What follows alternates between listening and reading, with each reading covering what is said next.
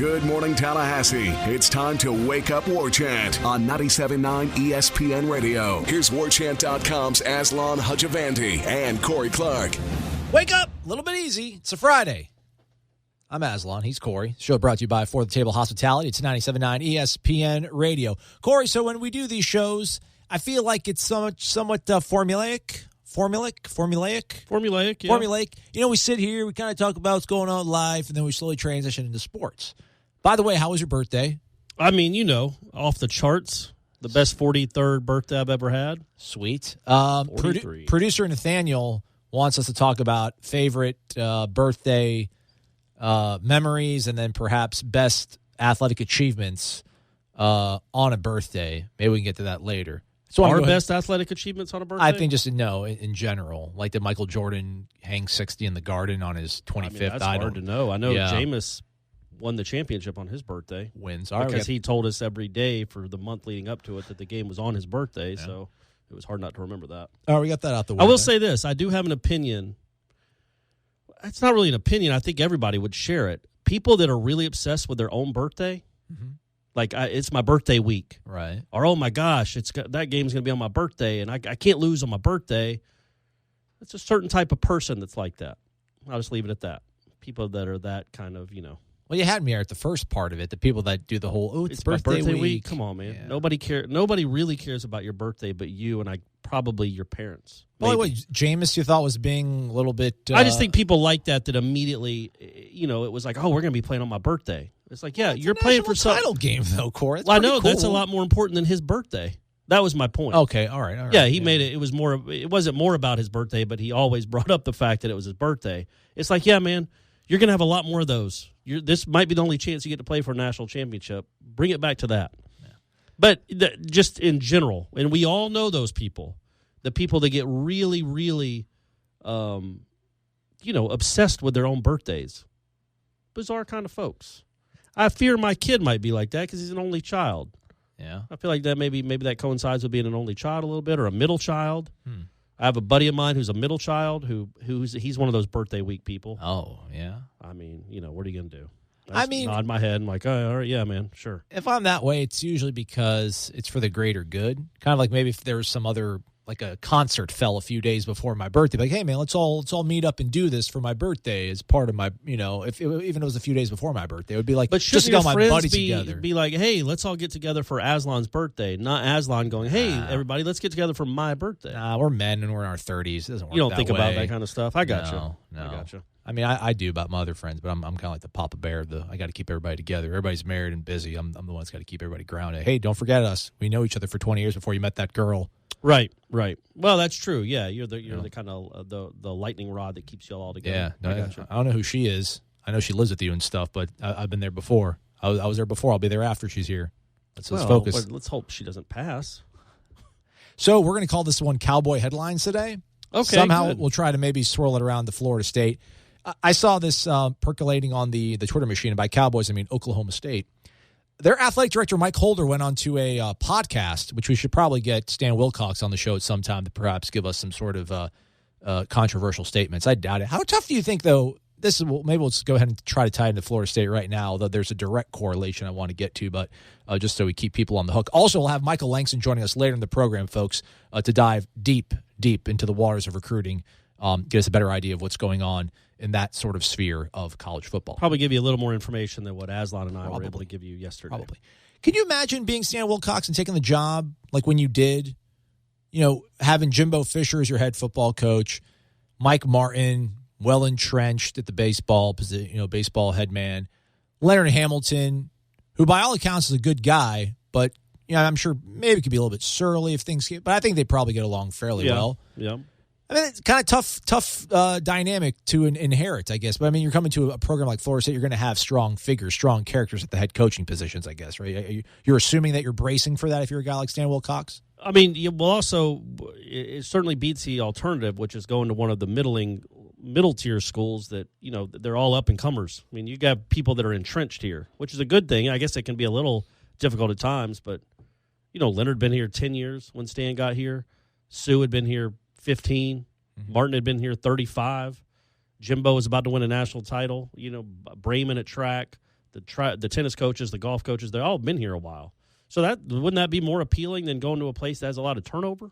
Yeah, no, I agree. It's more of a destination place. So the Oklahoma State athletic director, Mike Holder, goes onto the podcast and says, and this has been framed as he's saying things, he challenged Mike Gundy, if you want to put it nicely, bashed Gundy, to put it bluntly. The quote is, "You got to give credit to Mike Gundy. He's really matured into a difference maker as a coach. I would approach recruiting a little differently than he does. I'd want to finish higher in those recruiting rankings than we consistently do. I think that ultimately puts a ceiling on what you're able to achieve. I think sometimes we settle when we don't have to." Gundy then went to Twitter and just tweeted out a rolling eye emoji and then I think an emoji that was vomiting. Does he? They apparently don't get along before this happened, obviously. And none of it matters. The T. Boone Pickens is running the whole deal. Just turned 90, though, so I don't know how much more. I'm sure he's got a couple kids that'll run the show, too. That's the money runs it all. But, like, does he not think that Gundy's trying to get the best players he can? I mean, it's Oklahoma State. There's not a lot of tradition there. Right. And if you're recruiting against Texas and Oklahoma and, maybe Alabama, if Alabama wants to come into Texas, or LSU, man, you're going to lose most of those. It doesn't matter if T. Boone Pickens has $70 billion. It just doesn't matter. You're going to lose most of those recruiting battles. Their past 4 recruiting classes, 40th, 45th, 38th, and 33rd. And don't they usually finish top 20? Top 15? Yeah. I guess that's maybe the disconnect between who they think they are and where they think they should be. I mean, he does a pretty good job with that. That's why I honestly thought Gundy would be somebody that Florida State would go after. Because I don't think he wants to end there. I don't think he wants to end up there. I mean, that's a weird place anyway. You can't have one guy running everything like T. Boone Pitt. That's not even on the administration. That's a weird dynamic to have to deal with, and they've gotten into it in the past. And also, there is a ceiling at Oklahoma State. You're not going to win a national championship at Oklahoma State, man. But I think they're expecting that because they're paying him this amount of money. We'll get to that in a second. Real quick, you want to guess last 10 years how many Oklahoma State players have been drafted? Last 10 years, Oklahoma State, you got Brandon Whedon's in there, Des Bryant's in there. A couple receivers that were good, Blackman. I would say 16. 19. All right. In 10 years. Yeah. Pretty bad, right? Not great. And the only reason I said that low is because you asked me the question. Otherwise, I would have assumed probably 30. I set you up. I led you on. I would have thought 3 a year. That's not too much to ask. Holder reminded listeners that the university was happy to give the coach a 16% raise after losing 3 home games last season. Now, here's another quote. "It's much, much more difficult to find a replacement for a great coach than it is to keep a great coach. That's why we stepped up for Mike Gundy. Does anybody want to see what this would look like if you transition from Mike Gundy?" So that sounds like he's championing Mike Gundy. Yeah, at that point he is. Yeah. So he's kind of like carrots and sticks. Yeah. I mean, can you replace that? Can you change Holder to Wilcox or Thrasher? It's much, much more difficult to find a replacement for a great coach than it is to keep a great coach. That's why we stepped up for Jimbo Fisher. Does anybody want to see what that looks like if you transition from Jimbo Fisher? Sure, you could. Again, I would say there is a difference. Oklahoma State's never really had any sustained success at college football. This has probably been the best era of the program, right? I mean, they had Barry Sanders and Thurman Thomas, but they sustained success. 8-3. Yeah. So I think this is for the last decades, been golden age of Cowboy right? Football. Averaging 8 wins a season. I think Florida State has proven it doesn't need Jimbo Fisher to succeed. And I think Florida State is more important. The history and tradition surrounding the program is more important.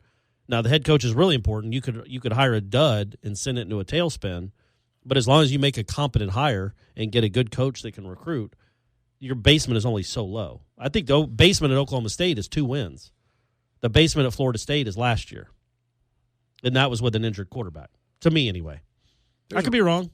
No. I mean, I think Taggart. I just couldn't envision in 2020 that Taggart is winning 5 games. That 2021, that would seem impossible to me with how talented the roster is going to be. At Oklahoma State, you just said they don't have anybody drafted.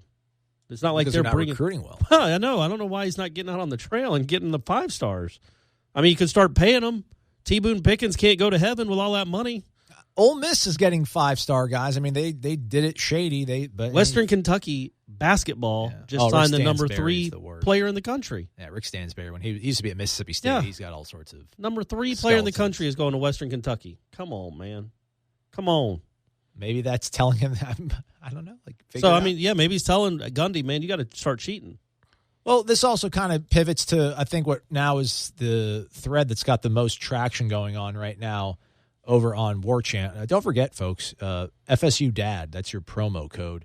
That'll get you up to 6 free months, a $50 gift card to Garnet and Gold, and a stainless steel tumbler. I have the tumbler. It's nice. I do as well. It's worth the subscription just by itself. Yeah, it's a thread that's actually directed at Jeff Cameron. You can listen to here weekdays 3 to 6 p.m. right here on 97.9 ESPN Radio. Right. But it's a fan of the program, obviously. Who is not a fan of the program? Listen, I guess to probably headlines. You guys are talking about floors and ceilings, and not about constructing homes, but right, probably program floors and ceilings. Yeah, 6 wins. That's the floor for this season.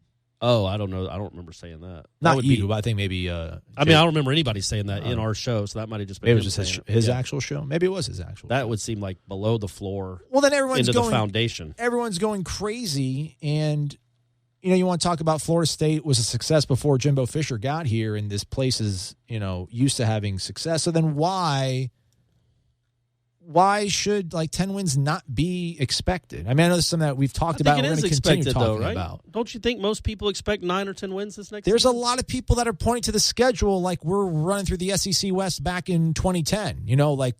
LSU's got tired. I think they're just cautious because of. I mean, remember it was less than 9 months ago that they were 3-6. They saw all that, and it's the same players. It's many of the same players, so it's hard to kind of wrap your brain around, okay, they're going to be that much better this year. You take baby steps. And Florida State fans have been through this before, watching a 7-6 team 2 years later become a 12-2 team, and then 3 years later become a national champion. But it wasn't – they didn't go from 7-6 in 2009 right away to 11 or 12 wins. I guess they did get 10 wins in his first season. His first season. They lost 4 times, though. So, I mean, they did sneak back into the ACC championship game to just not cover that white receiver from Virginia Tech. Just decided he wasn't on the field. I don't know his name. I hate identifying someone just by their race. But he was the white guy. Let's just be grown ups. He was the white guy that caught all the passes in the middle of the field. So, I think that's part of it. Is there not? But it would be like, what did Kentucky basketball expect the first year of Calipari? They probably didn't expect a national championship. They expected improvement. Lots of improvement because Lord knows he was bringing all those players with him. But, I feel like that's the thing. Like 2 years from now, the expectation, the floor will not be, nobody will be saying in 2020 the floor is 6 wins. The floor is 9 wins in 2020, in my opinion. That's how Florida State fans will be. 10. Could be, should be, probably. If ultimately that was what the frustration was about Jimbo, was that things were sliding down. I mean, Bobby was winning 11 games. Bobby was making national title games before things fell off. And is that fair to want to get back to that point? What point? To get back to 98, 99, 2000, being there? I mean, isn't that maybe the equivalent to being in the playoff now then? Yeah, I think so. I think that's fair. I think it's not realistic. Obviously, Florida State fans, again, also have the history of 14 straight seasons in the top 5. That's just not realistic. I think top 4 if you really want to get down. I think the last one was number 5 when they lost to 13-2 to Oklahoma. Way to go, Brett Cimarelli. Maybe if you just made the field goal, made the final score look a little bit better, we wouldn't have slipped that far. But maybe if Menace is eligible, that might have helped. Anyway, who didn't let that kid pass? That's something we'll get. That's July priorities, program. right? We'll get that priorities. July program. So I think they're used to that, and I just don't think that's realistic anymore. I think there's only one Alabama. I don't think Florida State can be that. And I think the ACC is obviously much better than it was. In 1997, how many games did Florida State have where they could possibly lose? 2, maybe? 98, 99? In this year, they have 5 or 6 games they could potentially lose if they don't play well. So that I think that's the biggest difference. So your margin for error isn't nearly as big as it was in the 90s. But yeah, so I think Florida State fans are cautiously optimistic, as they should be, about this season. I think this is almost a throwaway season in the sense that as long as it's not an abomination, he'll get a pass. 8 wins, he'll get a pass. But it better be the last time he loses 4 or 5 games in a season. Yeah. You know what I'm saying? Or then the seat will get hot immediately. Whether that's fair or not, that's the reality. Reality is we got to pay bills. Let's take a commercial break. We'll be right back. It's Wake Up Warchant, 97.9 ESPN Radio. You're locked in to Wake Up Warchant on 97.9 ESPN Radio. He's Corey Amazon. We'll be joined by Michael Langston, recruiting analyst for Warchant.com, in the next segment of Wake Up Warchant right here on 97.9 ESPN Radio. Hope you're enjoying it on the radio or perhaps even in podcast form. If you are, if you could go to iTunes, maybe leave us a 5-star review. That would be pretty cool. All right, Corey, so wins and losses, ceilings, roofs. I mean, this is no hot take here, but I think, we're starting adding up, what's 10-3 look like, what is 11-3 look like, what could 10-4, 9-5, whatever you want to say, 9-4. I don't know. I can't do the math. How can I think the one thing that, again, this is not a hot take, but here, is there any way the season could be defined as a success if they lose to Florida? Yeah, 11-2, sure. I think the 2012 season was a success. And they lost to Florida. Nobody likes that season, though. Does anybody look back on that season with any sort of fond memory except for Jimbo? Oh, Jimbo does. And maybe EJ, Lonnie Pryor. He might be a fan of. Is there really any season of Florida State football that you can say is a success in which they lost to Florida? I mean, like 91, but 91. No, that wasn't a success because the way it ended. Because that was a national championship or bust type season. I think Jimbo was right that the 2012 season was important, and I think in hindsight, it's 12 wins, and that was for a program that hadn't had 12 wins, had 12 wins twice, and won the Orange Bowl for the first time in 7 years or whatever it was, or more than that. Won the ACC for the first time in 7 years. That's a big deal. I just think Florida State fans at that point in time, what were they, 13 years off a national championship, 12 years of being, really nationally relevant? I thought it was odd at the time, and I did say that at the time because I remember on headlines getting into, not arguments, but discussions with Jeff and Ira because they were kind of poo-pooing the 12-2 season. I'm like, man, it's a program that hadn't had that a lot lately at all. So, I know it was an easy schedule. I know it wasn't the hardest schedule in the world, but they'd had other easy schedules and gone 7-6. So the fact that they won those 12 games, I think, was the precursor to the next season. And, yeah, that was an ugly, ugly loss.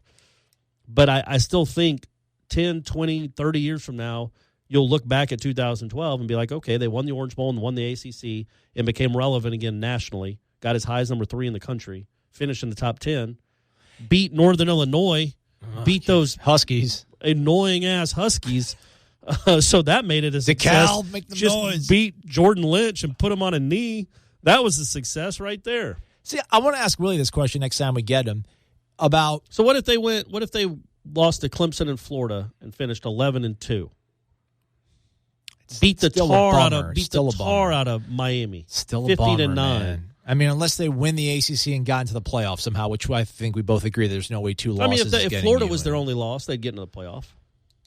So maybe that's so. But that's not going to happen. Though. Well, they're not going to go 11-1. You're not going to. If you're 11-0, you're not losing to Florida at home. Yeah, you're not doing that year one. So if that's the second loss, yeah. I still think. I don't think Florida State is. I don't think any program really is in a position to say one game defines a season. See, I want to ask Willie this because, when I had my little sabbatical between my job in Mississippi and Alabama, I had this, I'd watch the replay of the games as we talked about the good people out there like Mandarin Knoll, Cinefunk, Single Shot. Shouts to all those guys. Doing the Lord's work. Yeah, cutting football games down from 3 hours to 30 minutes so that we can completely digest it quickly. I would go back and watch games, and I wouldn't be so upset about them afterwards. I'm like, okay, we were close there. I understand what Jimbo was trying to say there. So, I want to ask Willie the same thing. Like, when you feel something on Saturday, but then you go back and look at it on tape on Sunday, what's the real truth? That moment, when everything was on the line, when the emotions were running high and everyone's yelling, or when you're in a dark room and everything is quiet? And I think that's the same way you're talking about, we'll look back on that 2012 season. Yeah, I think if you have no context of Florida State football and you're thumbing through a media guide and you're like, oh, wow, look at that. People said that they had a really bad, man, look at that. They actually won 12 games there. That's a good year. But, in that moment, I don't think anybody really walked away feeling that cool. Heather Dinich, I think, slimed Jimbo in the offseason after that bowl game, mocked Florida State for, struggling with Northern Illinois, and that was the ceiling for Florida State athletics, or at least Florida State football. She was incorrect. She was. She was incorrect. She was incorrect. Yeah. But in that moment, I don't think anybody walked away feeling good. And looking back, and that's the thing. I think when I don't know how much of will we look back if Willie's on top of the football world in 2021? Like, that 8-4 season really wasn't that bad. That was what we. I don't know. I mean, I don't know. I feel in that moment that's when you have to analyze and value things, and then going forward, that's kind of how I remember things. But in that moment is how I analyzed it. In 2012, I remember writing a column after the loss to NC State because Lord knows we were ripping them in the Democrat, and I'm like, man, okay, it was an awful loss, and it was an awful loss. It was a complete collapse. But again, they were 5-1 at the time. They had just lost by a point on the road to a bowl team, the great Mike Glennon running the show. And they ended up, winning whatever they won, 26 of their next 27 games after that. I just thought it was everybody jumped off the bandwagon and was screw Jimbo. He can't win the big one. He's never going to get over the top after that loss. And I'm like, man, well, let's hold it a little bit. Let's slow it down a little bit. That was one awful half, really. And spinny dues into the sack and not kicking the field goals. I mean, I blamed Jimbo for that loss, but I thought his program was going in the right direction. I don't know how anybody could argue that, but it was almost completely dismissed that whole season because of the way they looked at certain points. Rushing for minus 20 yards against Virginia Tech. They still found a way to win that game. They didn't look great doing it because that wasn't a great Virginia Tech team. They looked awful against Florida. They had 550 yards offense against Northern Illinois, but couldn't put them away until Lonnie Pryor's run in the fourth quarter. All that stuff was kind of frustrating to watch, but I think you could see even frustrated fans were like, okay, we can see where this program is going, right? Or did you think 2012 that was our best shot? I checked out. That hurt. That one hurt. I think I got home from covering either a game in Starkville or Oxford. I remember rushing home. I'm like, I want to catch Florida State playing NC State. It was a late night game or whatever. And I remember, they dominated the first half, but kept having to settle for field goals. Though. I mean, it was like, okay. They should have been up 28-0 or 24-0. You didn't feel good about it, but you're like, NC State's horrible. We'll win this one. 60 yards of offense at half, maybe NC State did. And then when you lost it, and every it was such a choke down, job. It was a choke job. Every third down, fourth down, they converted. You're like, they're going to score. We're going to lose. And it happened. You're like, this is what it's going to be like now being a Florida State fan. Like I experienced them winning national titles, but I wasn't. But so you think if Willie has a game like that in 2018, people will feel that way? Or that was 3 years into Jimbo's tenure, and it was on the heel. It was on the season. Oh, definitely different. Wake in Virginia. I think regardless, cooler heads will prevail after this season. I really do. I don't think anyone's going to get too low on Willie. I think Willie, where he's at right now, it's only going to get better. And maybe a small faction will get really the people that are kind of maybe on the fence that are being quiet about things that aren't on the full love boat right now with Willie Taggart. Maybe those are the ones that'll come out and be like, so what do we think about Jimbo? Those people. But I think by and large, his stock's only going to go up in the eyes of most Florida State fans. I don't think it's going to go down after one season because, like you said, I don't think what happened last year was an anomaly. That's not Florida State football. Being that terrible, being that dire, that early in the season is not Florida State football. I don't see that ever happening unless they do an absolute terrible hire. And it remains to be seen how good of a hire Willie Taggart's going to be, but he doesn't strike me as Ron Zook. He doesn't strike me as, Rich Rod or anything like that. So I don't see it happening. I don't compare that to that. But let me ask you something that's not really too related to that. We mentioned the redshirt rule yesterday. How you can play 4 games now and still maintain your eligibility. Do you think Jameis comes into that game instead of the Florida game? Do you think at any point Jimbo would have maybe gone to because they had EJ? a lead? Because they had a lead, and he would have been worried about a true freshman giving away the game. He knew that EJ wouldn't give away the game. He wasn't going to go win the game. Obviously, he didn't do what he needed to at the end of that. But I think he was worried that I'm sure he would have been worried that Jameis would have given away the game, and they had the lead the whole time. If they'd been down 16-0 at half, little Saban Tua action. Maybe like, hey, what do we got to lose? Let's play this kid. Again, though, Jimbo, part of Jimbo's selling point, his biggest selling point when he's on the recruiting trail is I'll get you to the league. How would that help his senior quarterback, who's the guy he's been grooming for 4 years, to pull him in the middle of a game for a freshman quarterback?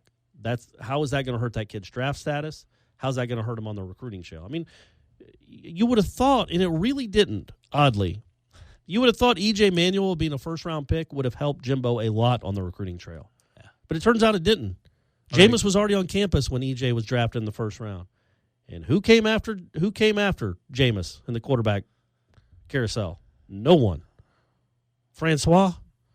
Like, you would have thought you'd have gone out and gotten the best of the best, and it just never happened, even when he turned the miracle of making E.J. the 16th pick in the draft, which even Florida State fans were like, what?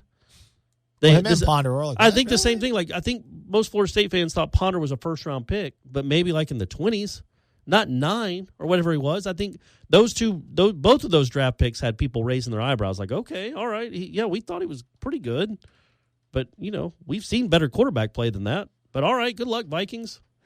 Good luck, Bills. Skull. Hey, let's see what the next batch of talented players that might be signing with Florida State, who they are, where they're from. Let's talk to Michael Langston, recruiting analyst for Warchant.com. Right after this on 97.9 ESPN Radio, it's Wake Up Warchant. These recruiting updates are nothing but fluff. Are you wasting your time again on free blogs and social media to get the scoop on FSU recruiting? Yeah, it's all bait and switch. Get me excited with a headline, but get nothing in return. You're on Warchant.com. What's really going on with FSU recruiting? Could be another top 5 class, but for the real scoop, you'll need to get your own Warchant subscription. What's it cost? Free. There's a 30-day trial offer. Just sign up and you'll get full access through signing day. And nobody has more accurate and timely information on recruiting than Warchant.com. You know I like free. Sign me up. Warchant.com, your ultimate Seminole source. Wake up! ESPN 97.9 in Tallahassee. I'm Aslan. He's Corey. It's Wake Up Warchant. Show's brought to you by For the Table Hospitality. We've had a lot of recruiting questions of late, Corey, and you're the columnist, you're the senior writer, you're the wit, but you're not out there, boots on the ground, pounding talking the to the recruits. No. To the recruits. Neither am I. You know who is, though, is Michael Langston, recruiting analyst and guru for Warchant.com. Michael joins us right now here on the program. Mike, thanks for being here, man. We appreciate it. How are things going on in your world? Pretty good. It was a long week, but pretty productive. It was a good camp and kind of different. Certainly an adjustment to kind of the differences of a Jimbo camp compared to Willie Taggart. So it was a lot of fun, and certainly it seemed like the guys, the recruits, they got more time with the different positions. It seemed like. So there was I think there were some big time names on campus last week, and I think this weekend there's going to be some more. Were there any standouts that you saw, or any names that kind of came on your radar after last weekend's camp in Tallahassee? I don't think it was the names that I think a lot of people know about. I think you had a few 2019 guys. I think the quarterback Peter Parrish over there, and he's from Phoenix City, Alabama. He's I think it's a 3-star right now. Could be bumped up to a 4-star. He had a really strong performance. I think they're still evaluating if they're going to offer him or not. But he was really sharp. He looked really good. Great arm. Great control of what he sees on the field, processing information and all that stuff. And so I think he had a really good camp. And then the receiver I liked a lot was Raekwon Anderson. He's from Charleston County in Georgia.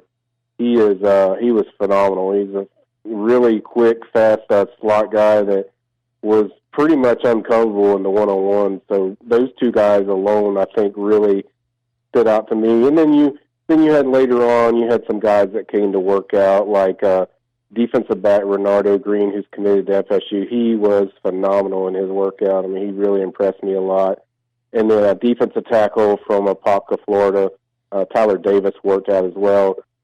But I think for the most part, a lot of the camp was about, the young guys and them evaluating young guys and offering some of these guys. I think that was really the main point of this whole, camp for this session. This camp was, getting some young guys, getting them out there, coaching them up, getting familiar with them, and then kind of, maybe possibly offering some of these guys. The 2019 kids, I think that's going to be set up for the big July event that's coming up at, I think, late July, probably July 28th.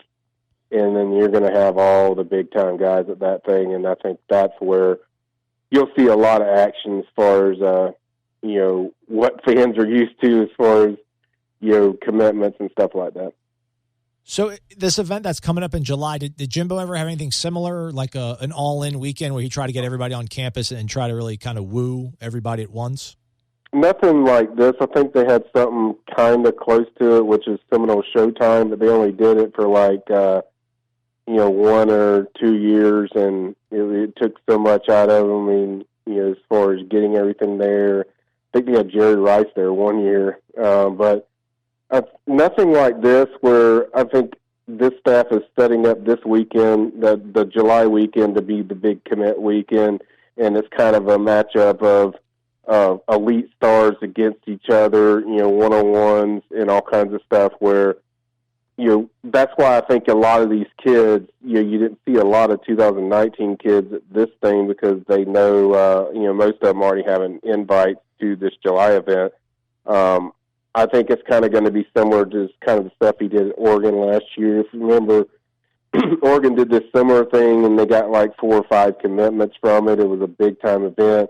But nothing I don't think FSU's ever done is probably comparable to this type of thing. I don't know all the details of what they're going to do, but I think it's going to be something new for fans to kind of get used to. And and I think, Corey can probably, kind of back that up, that, Taggart's doing a lot of different things that Jimbo and his other staff never did. It's 97.9 Oh, sorry, Michael.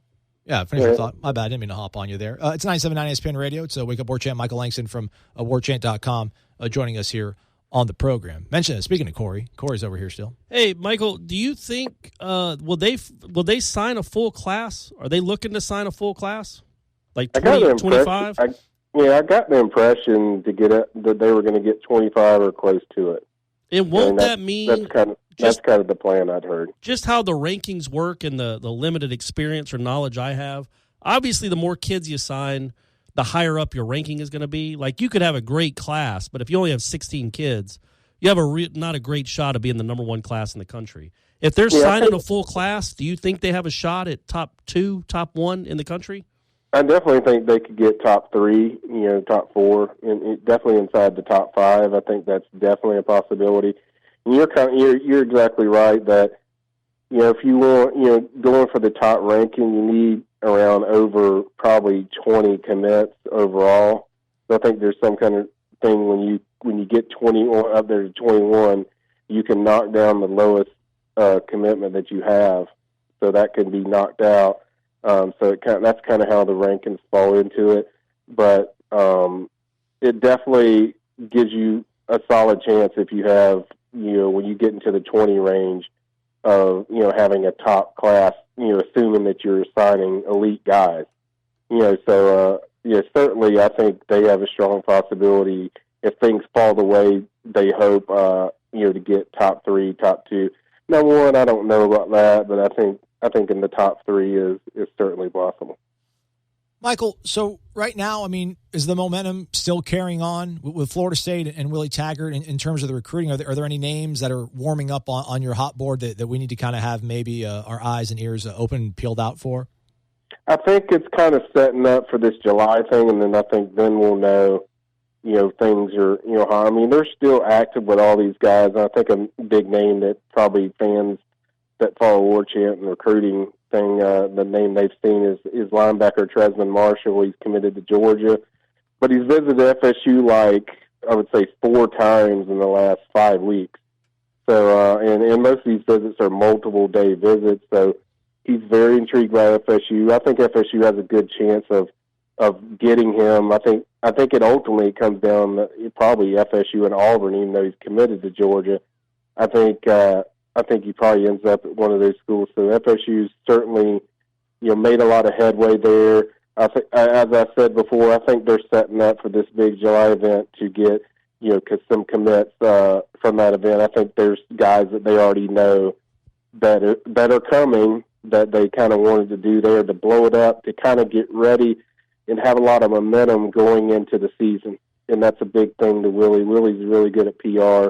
He knows the PR and how that's going to help him. So I think that's kind of what they're setting up. But I don't think there's any particular, guy per se yet. But I think that's where the July event will tell us exactly, where the momentum is and which guys. Another busy weekend coming up on Florida State's campus with more campers showing up. Michael Langston will have the very latest for you over on warchant.com. Michael, thanks for the time, man. I appreciate it. Thank you, bud. Michael and I are actually going to get into a car again in a few weeks, and we're going on a road trip. Yeah, we're going now. Yeah, five-star camp, right, Michael? I'm stoked, man. I can't wait. Yeah, it's going to be a lot of fun. Where is that? It's in Atlanta. It's in the A. Oh, going to the A. All right, nice. Your hometown, man. Corey. Go to the varsity. You been to the varsity before? I took my buddies there on the Georgia Tech game, and we promptly walked out. Well, it's not. The food isn't great, but it's just the experience. Yeah, it All was right, cool. good. Michael, I'll see you then, man. Have a good one.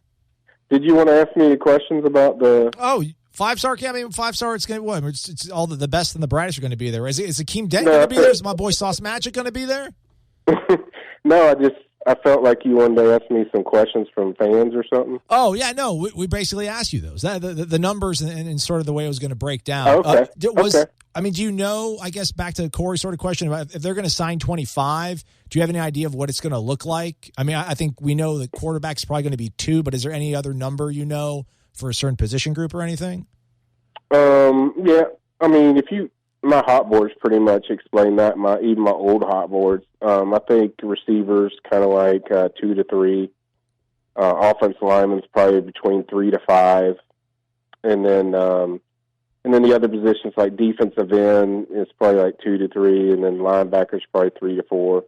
So there we go. this is all right there, for people to see on our hot board. But those are kind of the ones I know offhand. There you go, folks. Look at that. That's premium content given to you straight from the horse's mouth and free of charge. It won't happen again. Mike, thanks for your time, man. I appreciate it. Take care. Thanks, bud. So there you go, folks. You wanted recruiting answers. We went and got them for you, right from the guy who knows it the most. That's Michael what we Langston. do at Wake Up War Champ. That's what we do. Let's argue about some other things, Corey. Oh, okay, maybe pertaining to football. We'll see how it goes. We'll be right back. You're locked in to Wake Up War Chant on 97.9 ESPN Radio. Hope you're having a great Friday. I'm Aslan. He's Corey. It's Wake Up War Chant, 97.9 ESPN Radio. Shout out to Michael Langston, who's on previous segment talking about recruiting. The show's brought to you by For the Table Hospitality. Now, in the spirit of fair and equal time, Corey, since we made this Wake Up Cowboy, let's make it sleep off sooner. Did you see the center fielder of theirs, Oklahoma? Mm-hmm. Kyler Murray got drafted, obviously, by the A's, top 10. He got drafted. They're going to give him millions of dollars, and they're going to still let him play football for 1 year. How crazy is that? That is awesome. What are they doing, though? Why? But be a kid. But then the contract stipulates that's it. He gets 1 year playing football. What if he's awesome at it and wants to go play in the NFL? Then they have insurance on a draft that, I think. Well, I mean, you're not going to let your first-round baseball talent go play in the NFL. So it's cool. What if he breaks his leg and he can't play at all next year anyway? It's just bizarre. San Francisco Chronicle, I think, said there's insurance coverages for both parties in this. I don't know if it's so much about injury, or I don't know if the insurance can cover that if he decides to not even go. It's just an odd. If I was an Oakland A's fan, I'd be like, man, what are we drafting a kid that doesn't want to join the? I mean, we need guys that start playing now. If he's a first-round talent, he needs to hurry up and start playing professional baseball, not scooter pooting around out and riding a wagon out in Norman, Oklahoma. I mean, we got guys signing to go play in Dubuque, Iowa, and Oklahoma's quarterbacks. I'll come back. Oh, $4 million on the line, fine. No, he's not on the line. He's getting it. Yeah. Like, they're paying him anyway. Like, I think it should be a decision. Either you take this money or you don't and you go play football. But we're not going to offer you $4 million for you to go play football. That would be me if I was running an organization. Good for him, though. Hey, man, it's cool. It's cool. I hope he doesn't break his leg. I do. Hey, speaking of breaking a leg, good luck and best of luck to everybody on their big night when it comes up on Friday, September 7th. The latest Hall of Fame class for Florida State athletics will be inducted. We know they don't really need luck if they've already made the Hall of Fame. That night you want to be, they got to talk. talk. A good speech, yeah. Gotcha. Teresa Bundy, track and field standout on the women's side from 98 to 2002. Okay. She was a 2002 NCAA outdoor champion in the triple jump. All right. Okay. So, school record, 45.3. What? Yeah, that's good.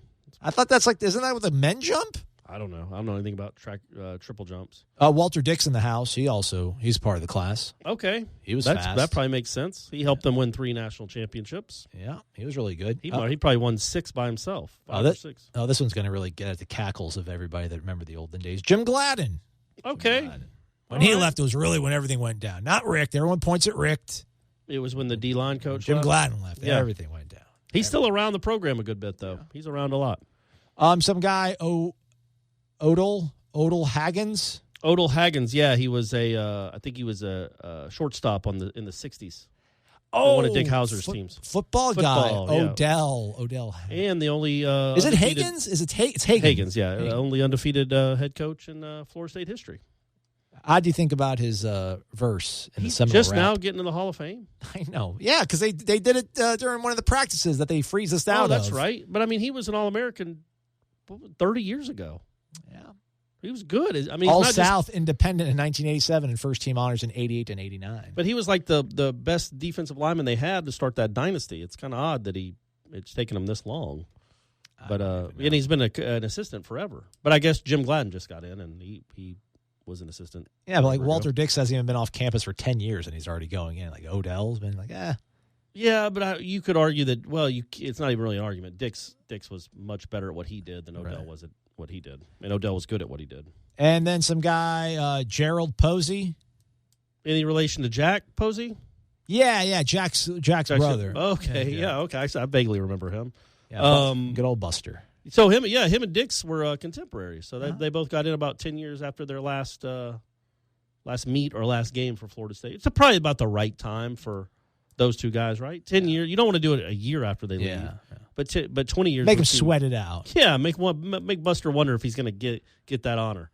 Yeah. And I am really curious as to when they're going to. It was crazy to me that it took him forever to retire J.D. Drew's number. Yeah. That was nuts.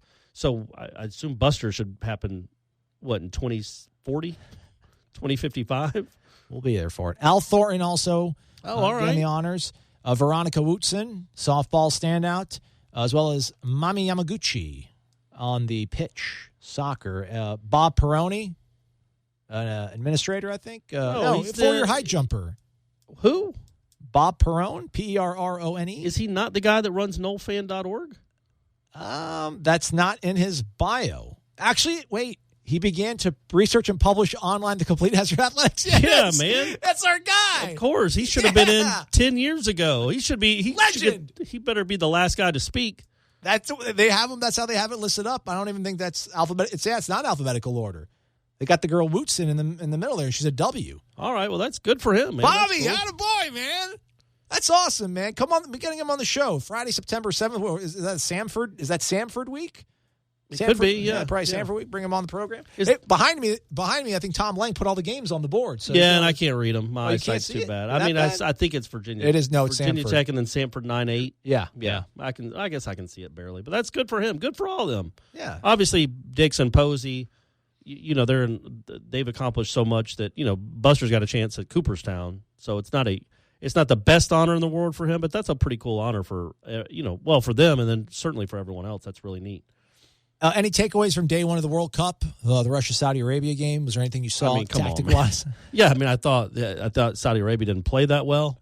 I thought they needed to go more to a 2-5-5 formation. Okay, there were too many guys on the pitch at that point. I mean, I feel like that would have evened it out a little bit, though. And, what do you think about Omaha? Let's talk about Omaha real quick, perhaps. I know it's Wake Up Warchant, but we're not there, and it hurts my soul, man.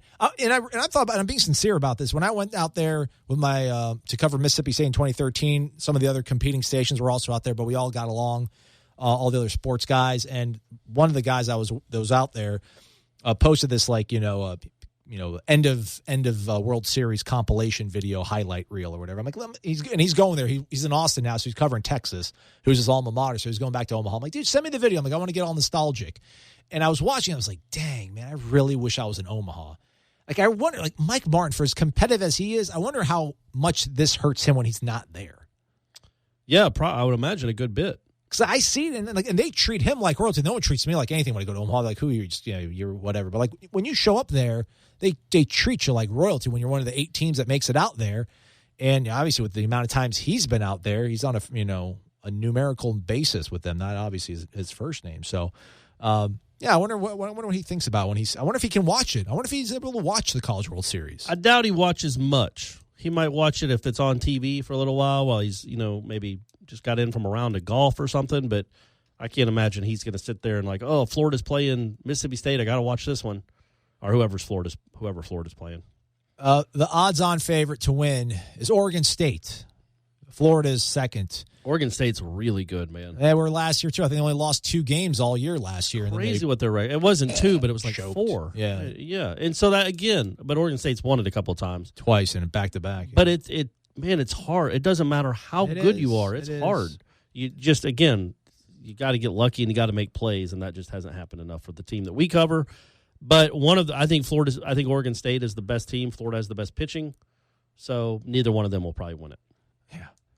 Oregon State plays North Carolina tomorrow at 2 p.m. That's or who 1 they beat. p.m. That's they beat Central 1 p.m. Back-to-back years in the championship series. Was it North Carolina? It was North Carolina, yeah, when they had Matt Harvey and those guys. And then Washington's going to take Mississippi State on in the evening game. Did you see that awesome video that kind of went viral? The Mississippi State fan, I tweeted it out. Yeah, his father's got Alzheimer's. Makes you feel a little bit. Makes you feel alive. Makes you feel alive.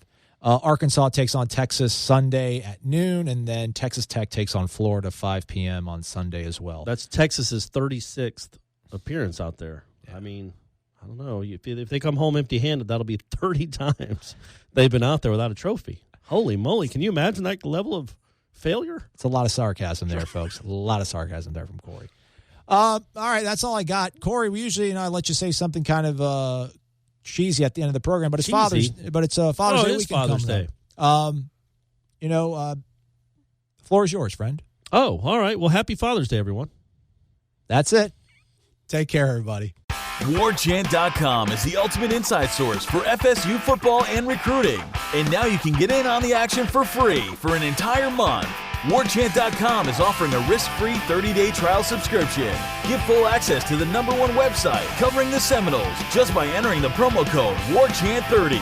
That's WARCHANT30. Sign up and get in on the world's most active FSU message boards. Receive breaking news, stories from our award-winning staff, plus get exclusive interviews and videos. Just enter the promo code WARCHANT30. Warchant.com, your ultimate Seminole sports source.